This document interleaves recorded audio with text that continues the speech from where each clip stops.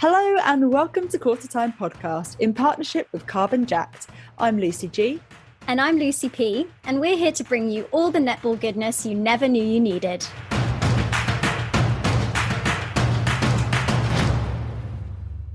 We're delighted to say that this series of Qtr Time podcast is supported by Carbon Jacked, an environmental startup that helps you combat climate change. They're an awesome company that provide monthly memberships which plant trees, support epic climate projects, and help you to reduce your carbon footprint. Memberships start from just £2.50 per month, so you can help save the planet for less than a cup of coffee. Signing up is super easy. Go to carbonjack.com and enter NetballPod for a huge 30% off. The link is in our show notes. Go check it out.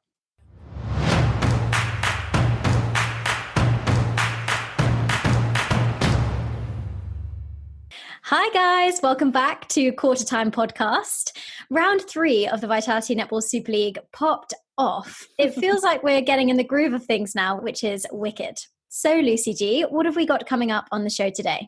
So first up, we'll be whizzing through our 3-word summaries for all 6 games from the weekend before moving on to our player of the round and game of the round. As not all matches are streamed this year, just going to cry some silent tears.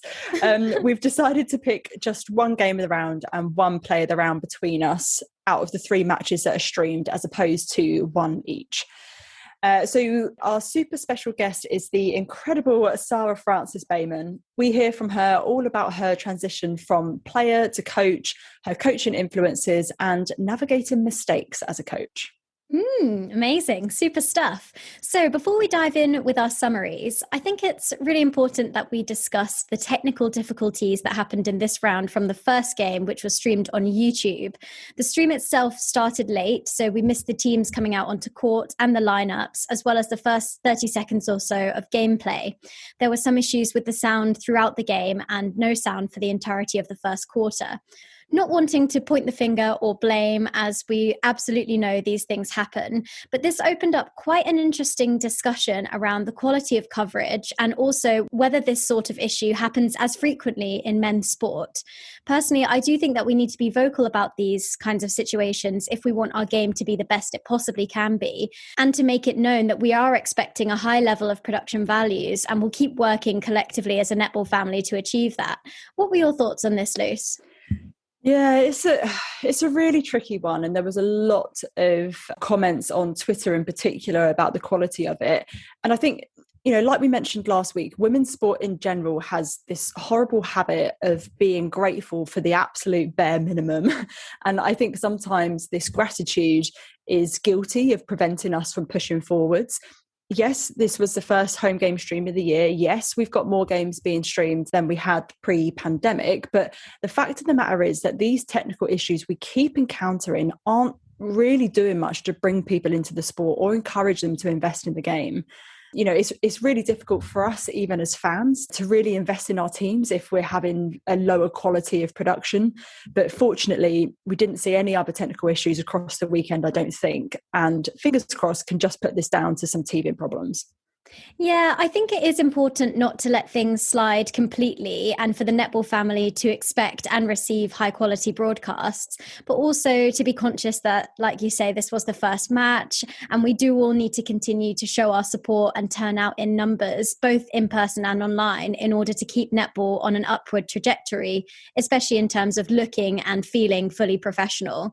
I think there is an argument that this wouldn't happen in football, which is true. And if it did, then heads would definitely roll. But the reality is that netball doesn't have the finances of football yet. And, it's still being played in university sports halls. We don't have specialist arenas like they do in the SSN, which are specifically designed for this kind of broadcasting. And I mean, fortunately, like you said, there weren't any issues with the Thunderstorm stream in this round. And hopefully things will stay that way going forward for the rest of the season.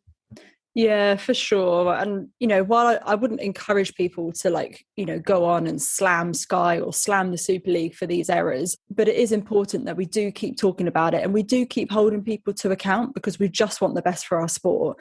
So I think the time is done for sort of making excuses and being grateful for having the absolute bare minimum. But at the same time, we are still on a journey and we have to recognise that. Yeah, totally agree. Moving on to our 3-word summaries. So first up, we had that Mavericks versus Pulse game. And for this one, I said spice and surprise. This was a super interesting game. Mavericks came out firing, Pulse came back, Mav pushed ahead, and then Pulse kind of surprised everyone, including themselves, I think, and the sold-out crowd in the arena to take an 18-9 final quarter. Incredible. I think, though, that they missed the memo that the third quarter is the comeback one, not the fourth one. They left things a little bit too late. And things were getting heated. I'm already looking forward to the rematch in April for this one. Corbin shone for Mavericks in GA and briefly in GK as well. We love a versatile queen. And also, there was some pure spice from Gary Burgess in this game. We are taking this energy into every work meeting in 2022. Louise on Instagram wrote in to say that she admired Zara Everett's tracking ability and that her help to bring the ball through court provided Pulse with some lifelines. And Louise actually thought that Sasha deserved player of the match, as she thinks she owns the wing attack bib and that there were some world-class link-ups with Kadeen that sent the crowd wild. Yeah, I have to agree with that. I think Sasha was equally as fantastic on that game. It was a cracker. Next up, we had Sirens versus Rhinos, and I've gone for final quarter thriller. There wasn't much to separate these two teams, and they actually drew the second half 21-all. Unfortunately, this wasn't one of the ones that was streamed, but we heard that there was a big fight back from Sirens and Abby Tyrrell, particularly in the last quarter. But they just fell short, just couldn't quite go that extra distance. And this could be really crucial in the race for top 4.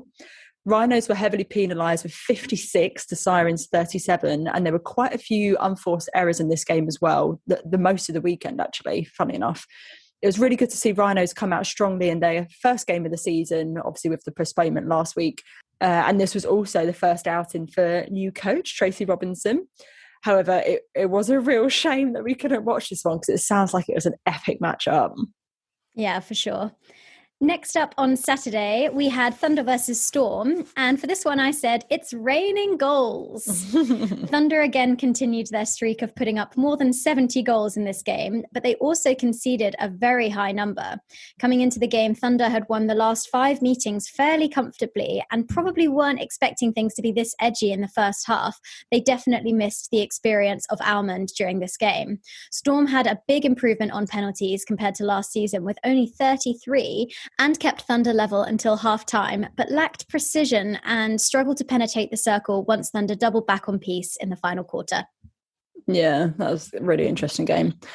Following that, we had Lightning versus Dragons, and as probably my worst 3-word summary ever, I've gone for champions gonna champ. It's so bad. I clearly need another coffee. Jeez. What a great first game at home for Lightning and Victoria Burgess. Good to see that Lightning have been left in safe hands. It was a really dominant first quarter for them, scoring 19-7, which I think did most of the damage for Dragons. It was quite a clean game from Lightning, with everyone in single figures in terms of penalties, and actually the most was Beth Cobden with just 7, which I think is really impressive.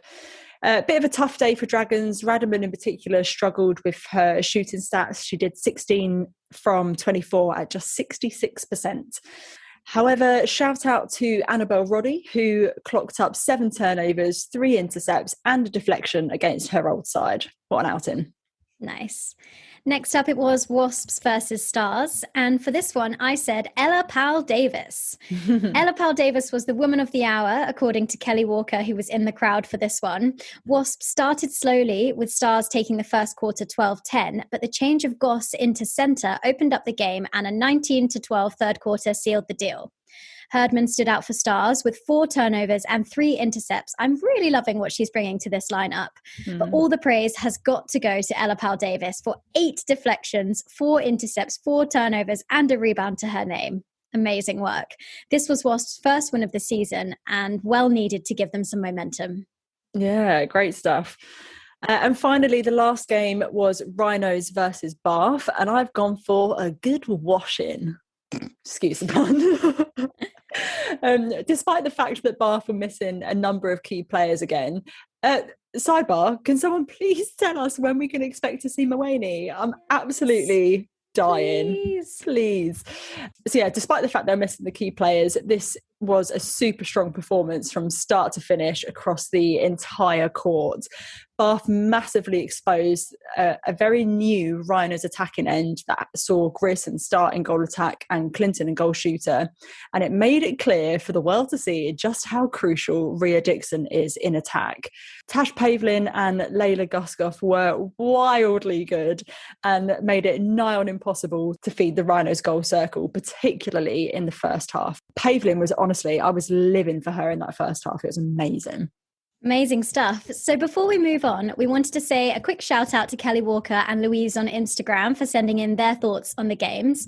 If you're attending any of the non-streamed matches in person, we would absolutely love to hear your thoughts. You can DM us or email and we'll try and shout out as many as we can on the show.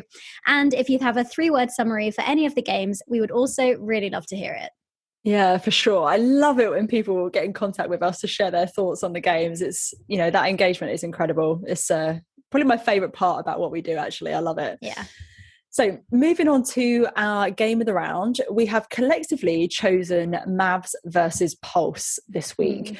What a cracker of a game this was. It honestly took us on such a ride.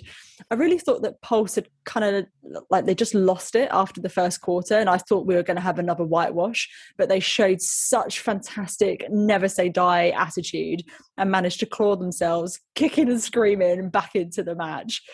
It was really interesting for me because according to the stats on the Super League website, it was actually quite an even match, even though Mavs were able to dominate for sort of 3/4 of the game. They each had 7 intercepts, 7 turnovers, pretty even on penalties and unforced errors. The only real difference was around the number of deflections, with Mavs on 16, crikey, and Pulse on 8. I think in terms of Pulse, they looked like a different side, really, to the ones that put it all over Bath last week. They weren't as clinical or able to get their hand to anywhere near as much ball as they did last week. Attacking wise, again, it wasn't a great day at the office for Honey, which is a real shame. But Alicia Scholes came on beautifully, and wow, is that girl a little pocket rocket? Gee, she's got speed to burn. She had a couple of fumbles or bad passes in the first couple of minutes, but she really did open up their attacking end and enabled Sheen to be the dominant force that we know that she is. I think defensively they struggled to begin with. I think they really missed that mid-court pressure and hustle from Ratu. And my girl Fidoju, she just looks a bit tired. She looks a bit pooped, and I'm hoping she'll be able to rest up before the next game. But shout out to Pekova, who came on again and had a brilliant impact. But just the attacking prowess of the Corbin sisters was sensational. Yeah, absolutely. I mean, the pair of them showed just such composure during this game, so much flair and just clever use of the court.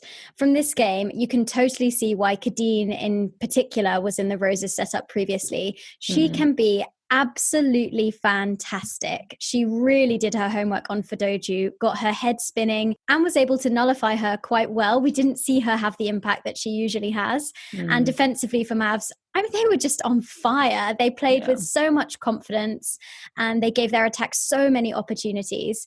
It did come undone a bit in that final quarter when they took Kwashi off. As great as McCarthy is, Kwashi plays with such high intensity and she matched up really well against Sheen and racked up 6 turnovers. Yeah, I do. It definitely did fall apart a little bit for Mavs in that last quarter. And there were 6 missed shots from Venter as well, but they came at really crucial times, particularly sort of towards the end of the game. But what we haven't seen from them in previous years is that ability to stay calm under pressure, to keep composed, and that, they would have lost their heads before, whereas they didn't this time round. So there is some real growth happening there. Overall, I think it was a really interesting game, despite all the technical difficulties at the beginning. Yeah, for sure. And don't forget that Pulse denied Mavs a top 4 finish by beating them once in 2021 and once in 2019. So there's a lot of drama going into the rematch. I don't think that Mavs are going to let that happen again. Yeah, but I think Pulse are going to be hurting, I don't think they're going to want to go down to them again. So it's going to be an absolute corker. Yeah, for sure. Moving on to our player of the round. So between us, we have selected the formidable Proskovia Peace. I am so glad that we've got Peace back in our league. She is absolutely phenomenal.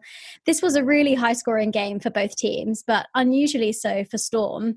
Peace scored 62 of the 68 goals for Storm, only missing one and managing to get the offensive rebound. Oh my God. And clocking up single-handedly more goals in this match than Storm were able to score all of last season. Obviously, we know in 2021 we had 12-minute quarters, but their highest scoring game was 56 against Dragons. I feel like Peace is really making a statement of intent with her return to the VNSL. Yeah, for sure, man. That stat is wild.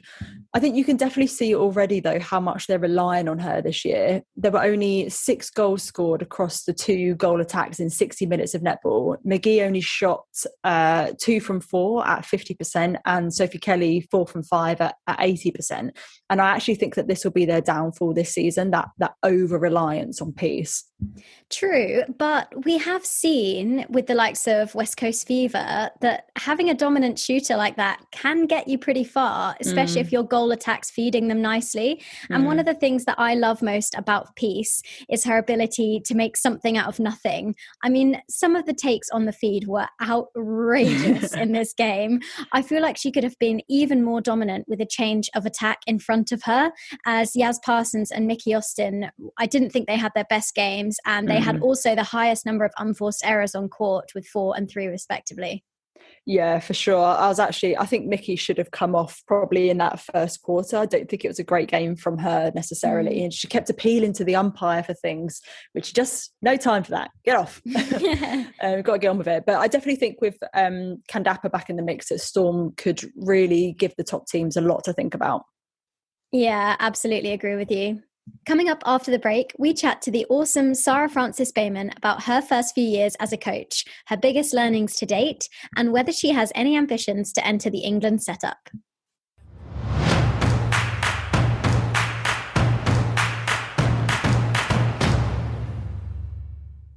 Do you want to help combat climate change? Well, you can by joining Carbon Jacked. We're both members and we love it.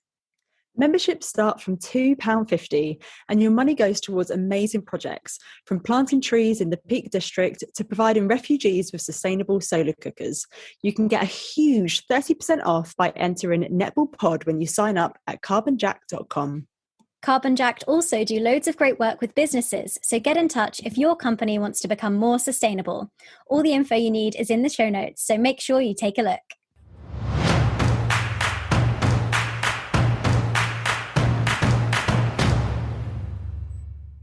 It is amazing to be joined by former England international and arguably one of netball's most beloved characters, I have to say. It's Sara Francis-Bayman. Welcome to the pod, Sara. Thank you for having me. No, absolutely, our pleasure.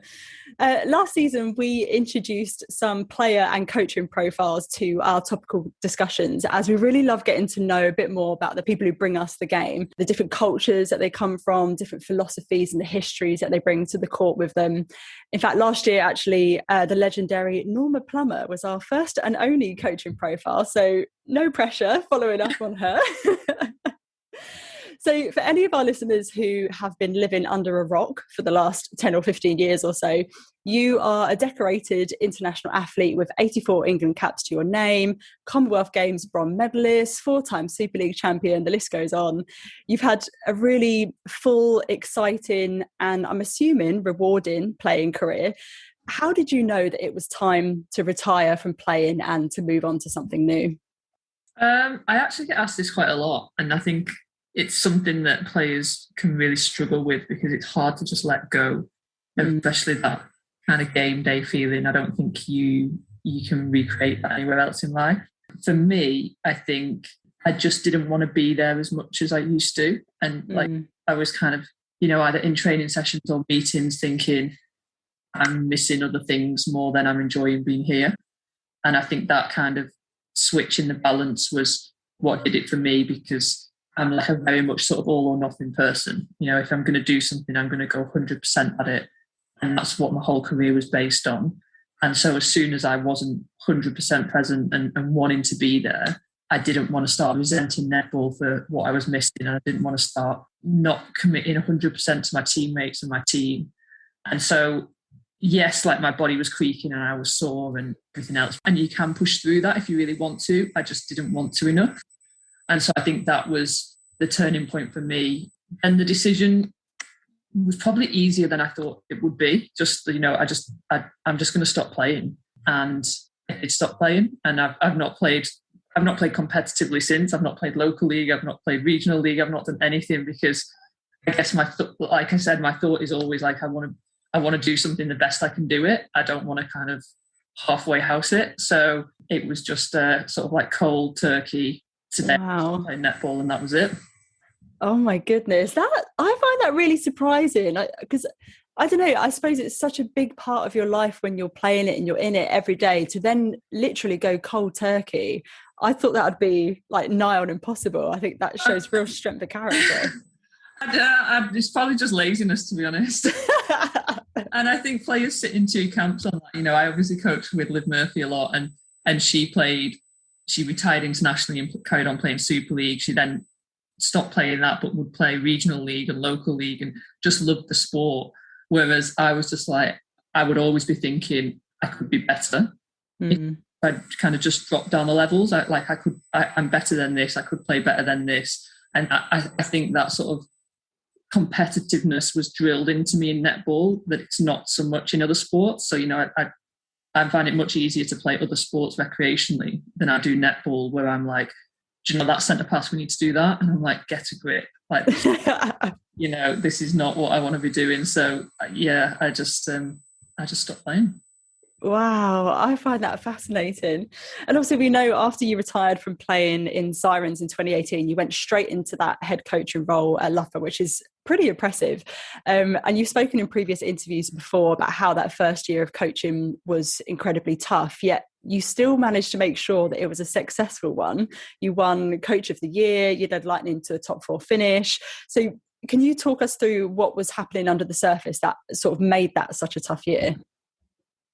I think primarily, learning on the job is really difficult. And, even now, I think coaches don't feel ready to coach at Super League level. I think it's one of those things you never feel ready for until you've done it. But I guess going in as like a first-time coach, I was learning, what I wanted the training week to look like. I was learning about player loading and individuals' tolerance to loading. I was learning about the players and what they were like as individuals. I was learning who I was as a coach.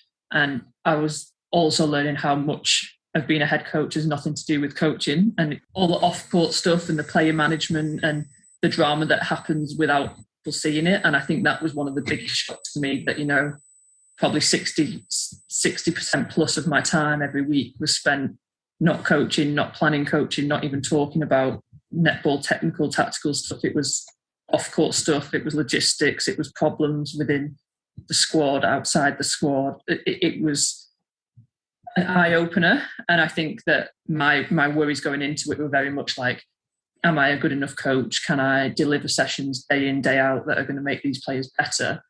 And halfway through the season, that had kind of gone out the window, because I was like, how am I going to get this squad through this season with everything that's going on in and around it? And I think that was probably the biggest shock to me, and the thing that you don't really appreciate as a player, because you only just turn up to a session and you either go, that was a good session, or I didn't really like that. And that's as big as it is for you. Yeah. You've got kind of 15 players doing that, but then you've also got players coming to you with whatever problem or, whatever's going on in their life, and as well as a full staff team. And I think that as a player, you kind of forget that there's, you've got to be selfish as an athlete. So you forget that there's anything going on bigger than you. And as a coach, you very quickly learn that there's lots going on that's bigger than you. Yeah, definitely. And I think as well, going from playing straight into a head coach role as opposed to like an assistant coach or a technical coach, that leap is so enormous that the transition and the adjustment to that must have been actually really difficult. Yeah, it is. And, I think for me, we lost our first game to Wasps by about 30 goals on the opening weekend of that first season. And that's the only time I've cried I went home and I cried, and I was just like, I've got no idea if I can do this. Like, this is so much. And then I just made a decision that I wasn't going to allow it to do that to me every week. But it is a huge leap, and it's not something I'd necessarily recommend people going forward. I guess for me, as well as a player, I didn't do that much coaching. I didn't get involved with the pathway stuff. I wasn't a player that was like, oh, let me chip in and help with this session. I was just like, let's go, like on the playing side. And so it's not that I didn't know how to coach. I kind of knew, I knew how to coach, and I knew what I thought good coaching looked like, but I hadn't really involved myself in it that much before. So it was a huge challenge and a huge change for me. And yeah, that first year, my answer to most things when it gets really difficult is just work harder. And it's a job that will allow you to work until you burn yourself out. And that first year was very much a lesson in how hard you can push it without losing yourself. I think that's so interesting, though. I think it speaks a lot to the strength of your character as well, like who you are both on and off the court. The fact that even without that previous coaching experience, they saw that ability and that little spark within you that knew that you would be good for that role. And I think, now you've had a couple of years of coaching under your belt and you've clearly grown into that head coach role. Can you tell us a bit about your own style and philosophy of coaching? Yeah, well, I mean, firstly, Liv Murphy is to blame for that, because when she kind of heard I was retiring and was like, I think you could do this job. And I was like, oh, I think you're wrong. Like, no. And Loughborough put a huge amount of support around me as well, with Liv, but also, with the wider university support. So I don't think I could have done it anywhere else, level of support. But I guess as a coach now, like, it's hard when people say, well, what's your philosophy? Because I don't think it's something that I think about day in, day out. And I do have to really sit down and actually go, well, what do I believe in? What am I trying to do? And I guess for me, there's kind of two things. One is to try and make every player better, so that everyone leaves my program a better player than they came into it. And the second thing is to try and make my teams win. And if they can't win, to make them incredibly difficult to beat. And those things, they obviously go hand in hand, but at different times, I find that things take priority. So especially in pre-season, I will try and make individuals better, and I will try and do smaller sessions and more specific sessions for people to, get that skill element and, make their technical abilities improve. And then in the season, it becomes all about the team and, what are we doing as a team? How are we functioning as a team? How do we improve as a team? And sometimes that drags players along with it, that, what we're doing as a team will automatically make you better as a player and vice versa. But yeah, I guess that's my main thing because of the level I coach at as well. Like if I took my niece's primary school, I'd literally be like, let's all get better but have lots of fun. And I'm not saying we don't have fun at Lightning, although some of the players might disagree. I guess it does very much depend on the level you coach at, and I'm aware that I would be terrible with grassroots coaching. My drive to win is always there. Like, it's always like, yeah, we had fun, but we lost. So how are we going to do both next time? Do it again, but better. Yeah. Look, guys, that was great, but it's not how I want. Yeah. Oh, I love that though. I love that like fierce competitiveness and that like innate desire to win. I think that's amazing. What would you say are the sort of 3 non-negotiable behaviours that you would expect from one of your players? I mean, when you kind of get into it, there's so many, because, you get into like, players being late and blah, blah, blah, and that winds coaches up a lot. I guess for me, the biggest one is that they put the team first. So, that basically is how I make most of my decisions as a coach. What is the best thing for the team? So some players are going to love that decision and some players are going to hate it. But ultimately, you can always defend the decision because it's what you believe is best for the team. Players can get lost in what's going on individually. So actually putting the team first, whether it's volunteering to go into a session with someone else because they need a feeder or a partner or whatever, turning up on time, doing extras, whatever. It's important that they see from each other that there's a level of commitment there to make the team succeed. And I think that's basically where all my frustrations would stem from with the player, is if I felt like they weren't putting the team first. Yeah, I suppose I'll let you off the hook then with not having 3, because that's a pretty significant one. Yeah, and like I say, lots falls out from it. Like I do debate if anyone turns up late. Like it's some coaches, it doesn't bother. Some coaches, I remember Tracy Neville drove off on an away game when I was playing at Thunder. We left 2 players because they were 30 seconds late. It's like a huge non-negotiable for her. I'm probably in the middle of that. It annoys me, but I'm not as bad as that. That's savage. It is savage. Everyone was turning up 10 minutes early for everything then. Yeah, that's what my dad used to say. It's better to be an hour early than a minute late. So and then people go, if you're on time, you're late. Well, no, I'm on time, and that's fine. I was on time. Late's late. But you get into it, and this is the stupid stuff that starts to take up your headspace, and you're like, it doesn't matter. It really doesn't. So yeah, I guess that kind of falls out of what I was just saying, as well as showing respect for each other and for staff. And I think that's huge, and obviously massively linked to putting the team first. But a huge amount of effort goes into what everyone does, and having respect for each other's efforts is massively important. Yeah, definitely. And I think that's why I find the off-season player recruitment period so interesting, because a lot of us sort of armchair critics can sit and say, oh, well, why didn't they recruit such and such? Because they need this kind of player. But actually that consideration into what's best for the team, and will that particular personality or whatever fit with the dynamic that we've got, it's not as simple as, well, they've got the best ball handling skills or they've got the best court craft. Actually, it's a much bigger picture than that. Yeah, it is. And I think, there's a balance between recruiting on talent and recruiting on character. And, for the last couple of years, we've gone after Loughborough some really, really talented players, but also players that we thought would improve our environment.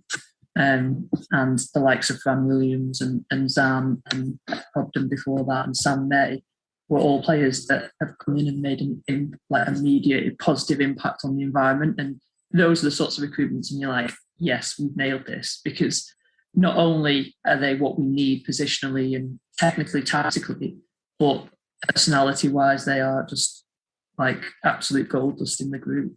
Yeah, I love that. I kind of equate Lightning to almost like the Swifts of the SSN in terms of that team environment and the culture that you guys have. I think it's great.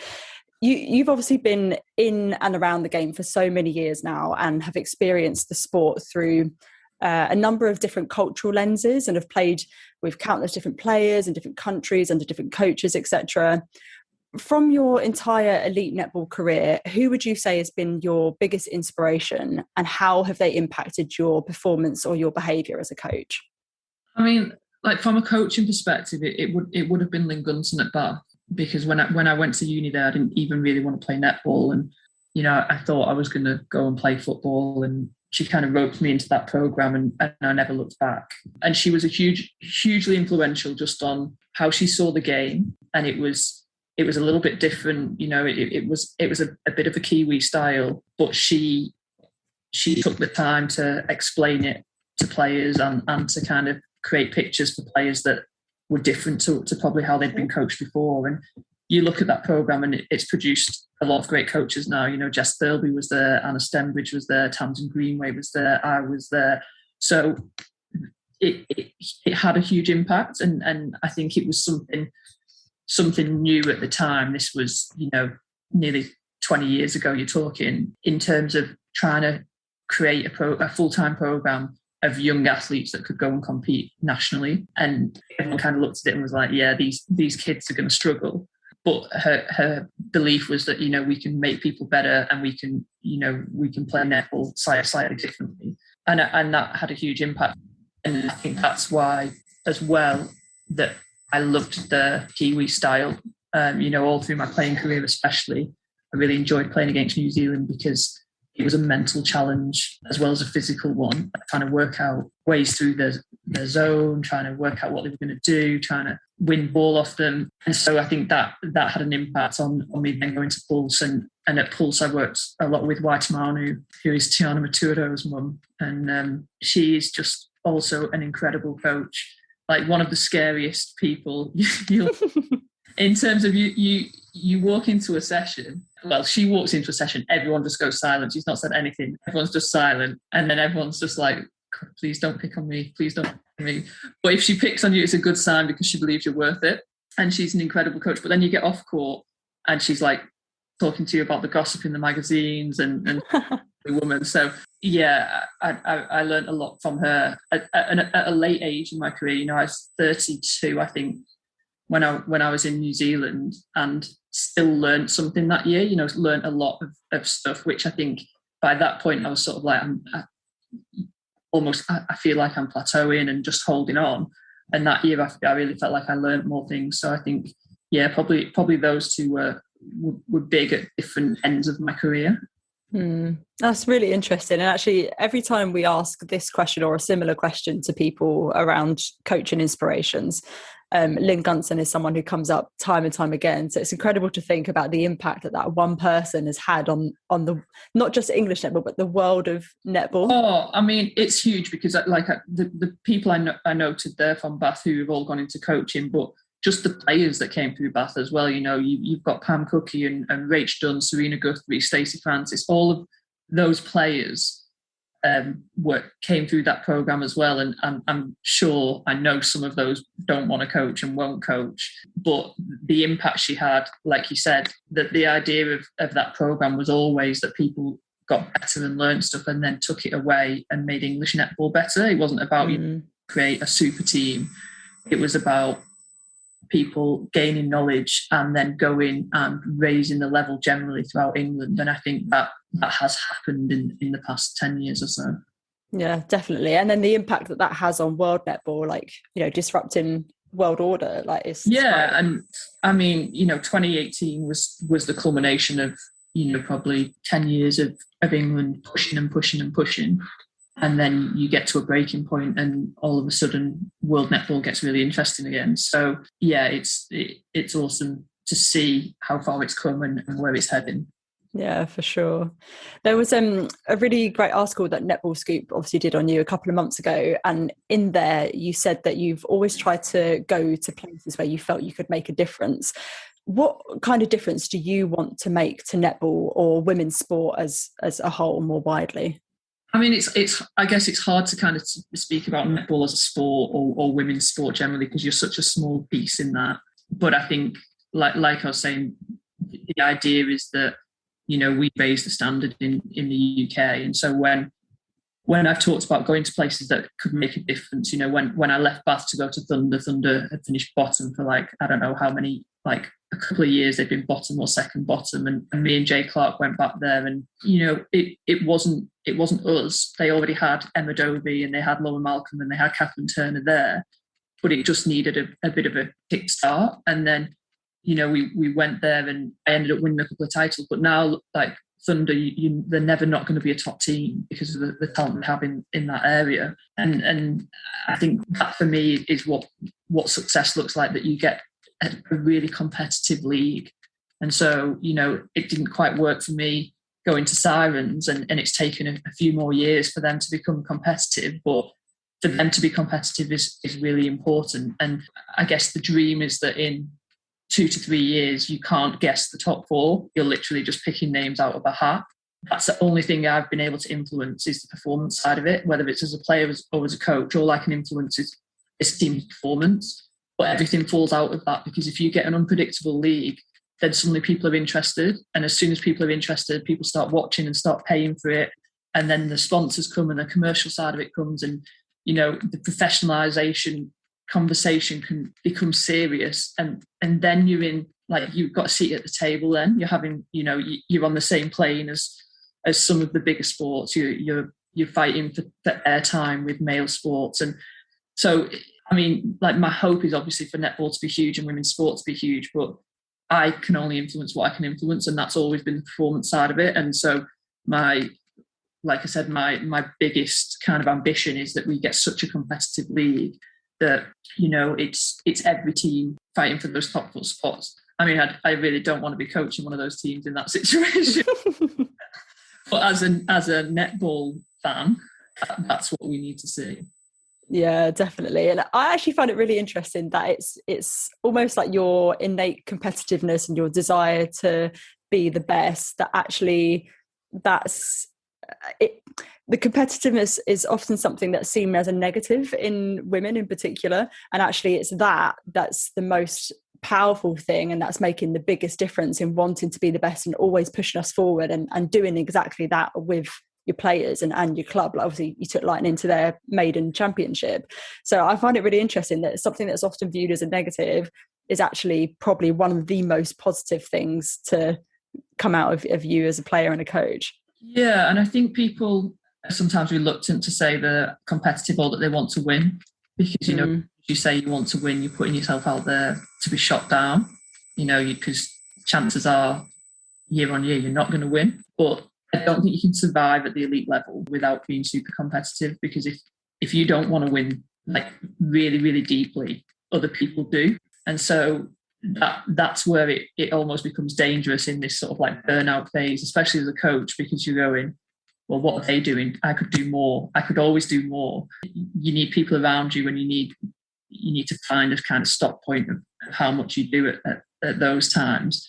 But yeah, I don't think you can do it. And I don't think the standard of the league can continue to go forward without people driving it who are competitive and who want to win. And I think that's what's been so good over the last couple of years, that, you've got teams really going out there and recruiting strongly and going, yeah, we don't want to be a mid-table or bottom table team. We want to put our hat in the ring and say, put ourselves out there to be a top team.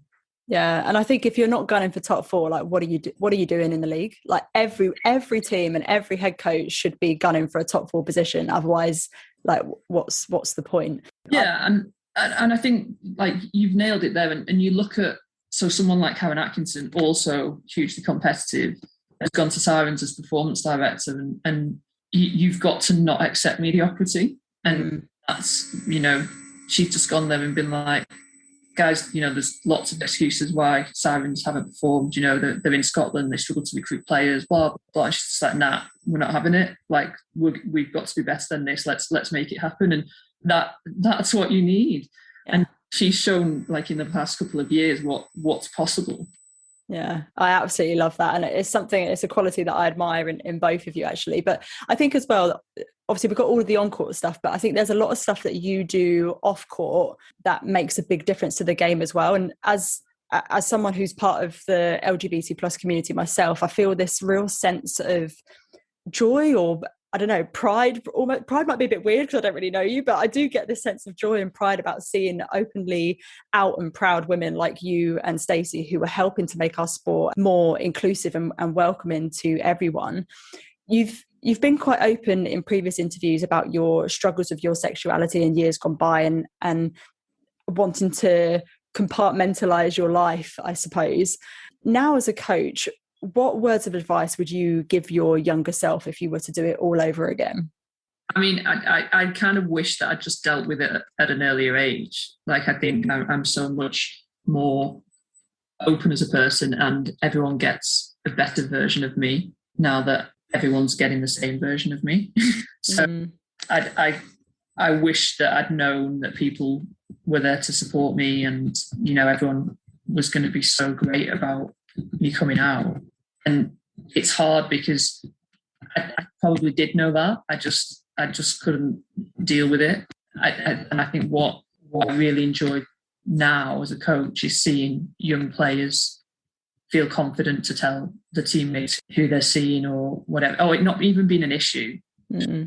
Oh, who's that watching? That's my girlfriend. All right, cool. And everyone just carries on. Like, no one's bothered about it. And I love that. And I think, it did take me a long time to deal with it, but, Stacey has always been so confident in who she is and really open about it. And also people like Ash Blazel in Australia, Laura Clemesha, when she came out. So I think netball has had some really powerful role models before and after me, where there's now this movement of it would be weird if someone wasn't okay with a teammate coming out. It wouldn't even be weird. It would be, I'm trying to think of a stronger word without swearing, frowned upon.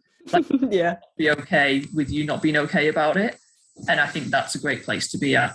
We had a lot of conversations at Lightning during lockdown around the Black Lives Matter stuff. And it's not until you take the time to talk to people about non-netball things, which we often don't as a team, that you find out how strongly people feel about things. And it was eye-opening. And I think it's something we've tried to carry forward in terms of let's continue to have conversations about things that are important to us that aren't netball related, because that's when you learn the most about people, about people's culture, about who they are. And it makes people feel welcome, and it makes people feel like the diversity is embraced and celebrated. Yeah, for sure. And actually something that I've learned from various books that I've read or podcasts that I listen to around sport is that those that are most successful are usually the ones that value people over performance. Like if you put the person first, the performance will almost be inevitable. It will come. So how much does that kind of philosophy resonate with you? Yeah, I mean, it really does. And, we spent a lot of time last year. I think actually the centralised venues helped us because we spent more time together than we would normally, because we had more overnight trips. And we spent a lot of time with our sports psych and things, doing things which were basically sort of like quite uncomfortable, let's get to know each other better scenarios. I'm trying to think of some of the awful questions we answered, but, sort of things like, when have you been most scared in life? Like what are you most proud of? Things like that. Just one-on-one conversations that you don't have. And it got to the point in the players were sort of like, yeah, like we get it. You want us to get to know each other better and spend more time together, like leave it out. At the end of the season, I think they really valued the fact that they did know each other better on a personal level. And it always means more. You can win things with teams and not feel much for them. It's not always the teams that love each other and have the best culture that win. Like it doesn't always happen that way, but it will mean less than if you win with people that you genuinely like or genuinely have a huge level of respect for and know what they've been through to get there. And I think that's a lot now with all the player movement and things, actually knowing people's story and knowing who they are, whether, it's Mary coming from Uganda or it's someone who's been dropped at every age group trying to come to an England pathway. Actually knowing their story makes it much more meaningful for everyone. Yeah, I completely agree. And getting like little goosebumps as you're saying it, because it really resonates with me so much. I'm conscious we've taken up a lot of your time. We've still got some quick fire questions. So I'm going to move on to the last big question for you. Obviously, you've had a very successful playing career, very successful coaching career so far. So with all of the great things like that, also comes the not so great things, like the hard lessons learned or mistakes that we've made along the way and whatnot. What would you say has been your biggest failure or your biggest mistake made to date? And what have you learned from it? Just a small question. Yeah. God, trying to pick one is hard. I think probably my biggest mistake kind of coming into coaching was not communicating enough. So just making decisions and telling people kind of the end point of the decision, but not a why or a how I got to that decision. And I think that is made really clear to you really quickly as a coach, that especially working in a female sport, people want to know the why of things. If you tell, I have this conversation with one of the S&C coaches at Loughborough all the time. If you tell a male athlete to pick up a weight, he picks up the weight. If you tell a female athlete to pick up the weight, she says why. That for me was probably the biggest mistake early doors, that I would just kind of crack on with things and put my head down and be like, right, this needs to be done. We can do this, and this. And then everything would slow down because people hadn't communicated properly with people. And I think the biggest investment of time as a coach now probably needs to go into that communication piece of, communicating with staff so everyone's on the same page. Everyone knows what's happening and why. Like telling your physio and your nutritionist how you play as a team, and what that looks like, and what it looks like when you're playing well, and what it looks like when you're playing poorly, and everything in between is really important. And I kind of just didn't recognise that at the time. And likewise, communicating with players equally so. So that's probably the biggest mistake, because it cost me the most amount of time and probably trust to begin with. Yeah, I think that trust thing's really important. I've never really thought about it that way, but I'm a classic example for that. If someone says to me, oh, can you do X, Y, and Z, or you need to do A, B, and C, I'm like, cool, but why? Yeah, what is the outcome? It's infuriating when you want to get something done quickly. You just do it. But, yeah. But ultimately, you've got to have the buy-in. So if you're going to someone, right, get on the baseline, we're going to run some sprints. Every netball group will be like, why? Yeah. Have the why, they're not going to do it. So you can't just be like, right, we're going to do this drill tonight because this is one I've stolen off the internet, and I feel like we're going to, it's going to be easy for me, because then it's like, yeah, but why are we doing this? Because you said we were like pour it through court, and this isn't, and you're like, oh, geez, okay.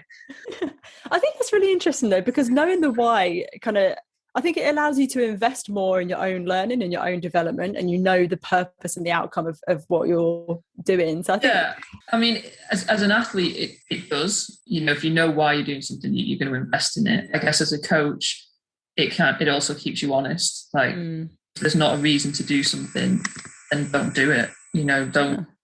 Don't just fill out time in a session, or don't just have a meeting for no reason. Like, it has to have a purpose and feed into the overall goal for your team. Yeah, I love that. Making sure every action's really meaningful. I think that's great. So to wrap up, we're going to do 3 quick fire questions. So brace yourself. Number 1, with your leave of absence from Lightning and your decision to head down under for a while, will you be involved in netball in Australia, or are there visa restrictions and you're not allowed? I don't know. I won't be doing. I won't be doing anything like full-time-ish. Like I might do a bit of club coaching. Will we hear you on comms in SSN? I don't know. Got no idea. I really, really hope so. Sue Gordian, if you're listening, get her on. Amazing. Number 2, do you have any ambitions to enter the England coaching setup one day? No. Wow, why not? I think it's an incredibly difficult job with limited time with players, and I don't think it's an environment where I would thrive. I think my kind of approach is sort of like slow and steady across the season, just build. In an England environment, you have to just smash things out very quickly. And I think someone like Jess is fantastically technically, tactically, and I don't think I'd enjoy that environment. Oh, wow. I love that honesty. I think a lot of fans are going to be gutted not to one day see you in there. Okay, last thing. If there was one thing that you could change about the sport of netball, what would it be and why? Oh, there's so many. God. So many rules I'd change. 1, I'd probably get rid of dressers. 2, some stupid rules. Line, not wholly within the circle, penalty not set. All of those would be gone. And that's probably about it. Yeah, love that. The dresses is my favourite one. I'm waiting for the day that we move towards a more inclusive, comfortable uniform. That's, yeah. Yeah, I mean, if teams want to wear dresses, but if you don't. Yeah, man, have the option. I want to do like a Mav style with the leggings and the tops. Do leggings, do cycling shorts, do baggy shorts, do t-shirts, do whatever you want. Like, do some board shorts or whatever. What does it matter? Yeah, man, love it. Amazing. Oh, well, Sara, it's been such a pleasure chatting to you. Thank you so much for a significant amount of time with us this morning. You're welcome. And I hope you have safe travels to Australia. When are you heading down? Oh, I mean, that's $1 million question. Anytime soon, hopefully, when this visa turns up. So, yeah. Amazing. Oh, we'll have a lovely time under there. Down under. And Thanks, guys. safe travels. Thanks, Sara. Appreciate it. See ya.